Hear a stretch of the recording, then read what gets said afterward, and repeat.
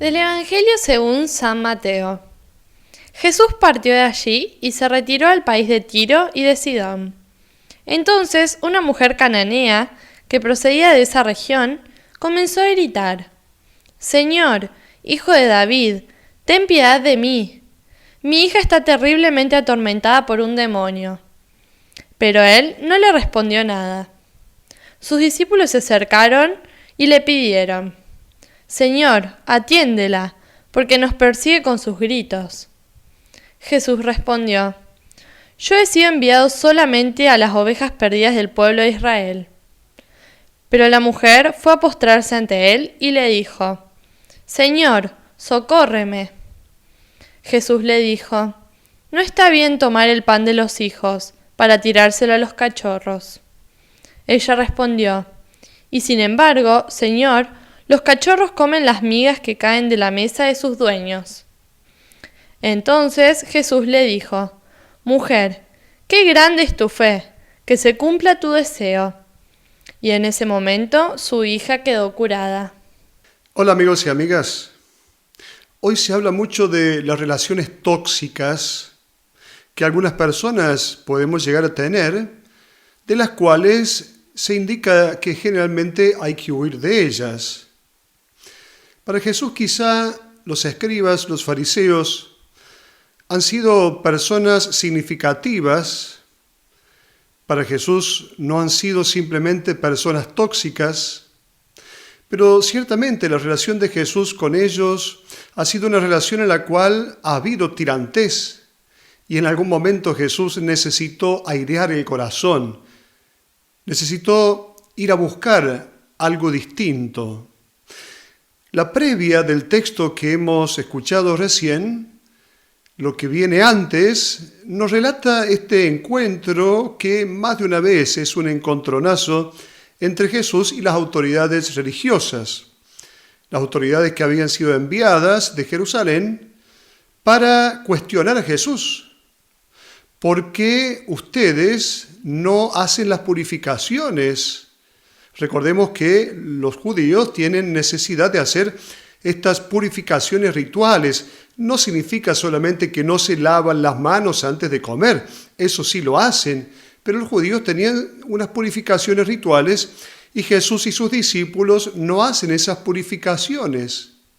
Entonces está esta discusión de Jesús con estas autoridades religiosas de Israel acerca de lo puro y de lo impuro.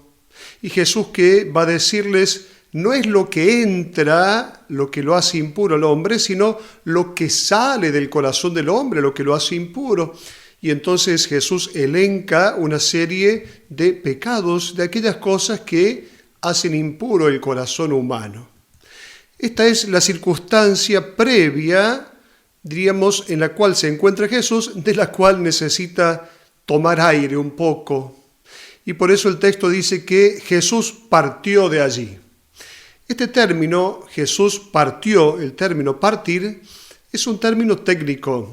No solamente hace referencia a que Jesús se fue, sino que nos hace pensar en la partida del pueblo de Israel cuando sale, el pueblo hebreo, cuando sale, que estaba esclavizado en Egipto, para ir a la tierra de libertad. Justamente Jesús se siente como atrapado, como en una situación de esclavitud, con estos pensamientos de los escribas y de los fariseos.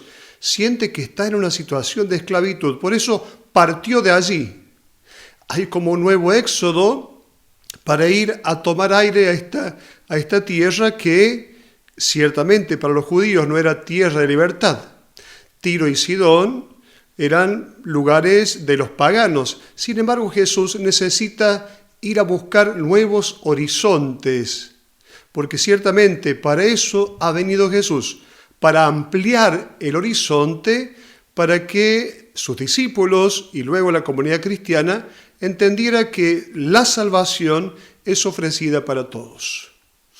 Es aquí entonces cuando Jesús, en una tierra de los paganos, se encuentra con una mujer que tiene su hija enferma y le va a decir: «Señor, hijo de David, ten piedad de mí». Jesús pareciera que desobedece, o mejor, no escucha esta súplica de esta mujer. Vamos a ver de qué se trata. No es solamente que él no escucha la súplica. Esta mujer le dice, hijo de David. Cuando la mujer dice hijo, recordemos que la expresión hijo no significa solamente engendrado por alguien, sino que significa semejante a alguien. Por lo tanto, que Jesús sea el hijo de David o sea tenido por el hijo de David, significa que sería semejante a David. ¿Qué significa que sea semejante a David? Significa que conquista el reino a la fuerza, con la espada, utilizando la violencia. Y a Jesús no le gusta para nada esto, por lo tanto, no le convence ser llamado el hijo de David. En los evangelios encontramos esta expresión hijo de David, luego encontramos la expresión hijo de Dios, encontramos la expresión hijo del hombre. Ya sabemos que Jesús no está convencido con esta expresión hijo de David. Jesús es el hijo de Dios. ¿Qué indica la expresión hijo de Dios? Indica que es Dios en su condición humana.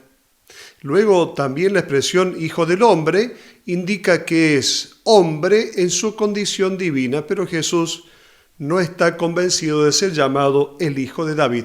Por eso no escucha o no responde inmediatamente al grito de esta mujer. Esta mujer va a decir, ten piedad de mí. En los evangelios, esta expresión, ten piedad de mí, es una expresión propia de una persona que no ha conocido todavía a Jesús. También los ciegos llaman así, llaman a Jesús diciendo, ten piedad de mí. La mujer va a postrarse ante Jesús. Le dice, Señor, socórreme. Ella necesita una atención de parte de Jesús. Se trata de, entonces, un rechazo de Jesús a esta mujer angustiada por la enfermedad de su hija. Preguntémonos, ¿se trata de un rechazo de Jesús? Ciertamente Jesús no va a rechazar a esta mujer.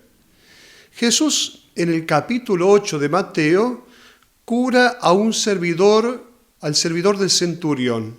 Jesús va a alabar la fe del centurión diciendo que no ha encontrado una fe tan grande en Israel.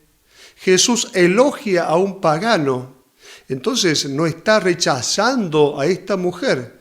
Simplemente quiere el Evangelio describir el camino que tienen que hacer los discípulos para llegar a convencerse de que la salvación es para todos. Un camino que Jesús ha hecho también. Ciertamente Jesús no es que nació sabiéndolo todo, no es que nació pensando que toda la salvación de Dios sería para todos. No, Jesús en la oración prolongada, en el encuentro con el Padre, fue percibiendo esta verdad, fue intuyendo esta certeza de que la salvación se ofrece a todos. Esta mujer va a Jesús, le dice, mi hija está terriblemente atormentada por un demonio. Cuando se utiliza la expresión demonio, recordemos en los evangelios, aquellas enfermedades de las cuales no se tenía certeza del origen de su conocimiento, se le llamaba demonio. Por lo tanto, se trata de una niña, una mujer, una joven que está enferma, simplemente enferma. Esta mujer pagana con su hija pagana representan el mundo enfermo. Están representando este mundo enfermo que es el mundo que encontró Jesús cuando vino a nosotros. Este demonio significa estas fuerzas que dominan al corazón humano, que hace que el hombre no pueda finalmente ser dueño de sí mismo, que no pueda construirse a sí mismo. Estas son fuerzas negativas que llevan al hombre al mal y a la perdición. Esta es la humanidad que encontró Jesús. Este es el mundo enfermo. Decíamos que Jesús de a poco va intuyendo, diríamos, va afirmando esta certeza de que Él ha traído una salvación que se ofrece para todos, pero a los discípulos les cuesta hacer este camino. Jesús, en sintonía con el Padre, tiene entonces esta certeza, pero a los discípulos les cuesta hacer este camino. Por eso, en este Evangelio, justamente se quiere decir a los discípulos esta gran verdad: la salvación es ofrecida para todos. Por eso, en el texto, parece muy sorprendente esta expresión de Jesús: yo he venido solamente a las ovejas perdidas del pueblo de Israel. ¿Qué está haciendo Jesús ahí en este momento cuando dice esta expresión? Está diciendo que Él cree que realmente Él ha venido para las ovejas perdidas del pueblo de Israel, que Él ha venido solamente para ellos, que Él no ha venido para otros. Jesús se hace vocero de alguna manera de lo que los discípulos están pensando, para luego elevar a los discípulos a un pensamiento nuevo, a un pensamiento distinto, a un pensamiento que incluya a los paganos en la salvación. Esta mujer cananea es entonces la humanidad.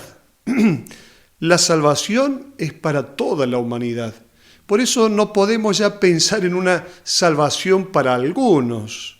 En el texto aparecen bien distinguidos los hijos de los perros. Los hijos, el pueblo de Israel, los perros eran los paganos. El término que utiliza la traducción puede ser un poquito, diríamos, distorsionado. Utiliza el término cachorros, como llamándolos muy dulcemente. No era eso, no era esa la palabra que utilizaban los judíos para llamar a los paganos. No era simplemente de un modo dulce llamar cachorros, no. Eran los perros, literalmente los perros. No eran circuncidados, por lo tanto eran como los perros. Y eso pensaban en el pueblo de Israel, en el tiempo de Jesús, eso pensaban ellos de los paganos. Por eso esta expresión: no está bien tomar el pan de los hijos para tirárselo a los perros, no solo a los cachorritos llamados dulcemente, sino a los perros. Se habla del pan.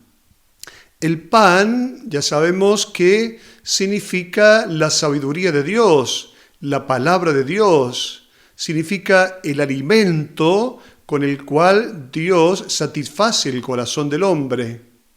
Por lo tanto, tendremos que pensar en un pan para todos.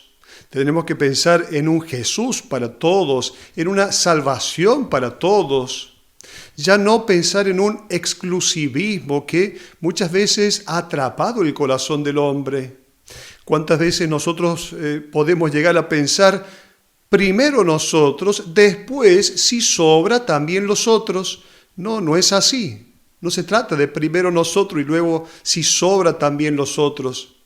Primero para los míos, después para los otros. Muchas veces podemos pensar este exclusivismo de raza, de religión, de clan familiar. Primero vamos a satisfacer a los inmediatos y luego, si sobra, a los demás. No, ciertamente que no. Esto que se convirtió en una posibilidad de amenaza, Jesús la descubrió como una oportunidad. Ciertamente la sabiduría de Jesús es muy grande, y esto que Jesús encuentra, esta circunstancia de este encuentro con esta mujer, la toma Jesús no como una amenaza, sino como verdaderamente una oportunidad. Jesús ha sabido convertir las amenazas en oportunidades. ¿Una oportunidad para qué? Para ayudar a sus discípulos a abrir el corazón, a no limitar los horizontes, porque ellos tienen que saber que Él ha venido a ofrecer la salvación para todos. Dios quiere que todos los hombres se salven y lleguen al conocimiento de la verdad. Hasta la próxima.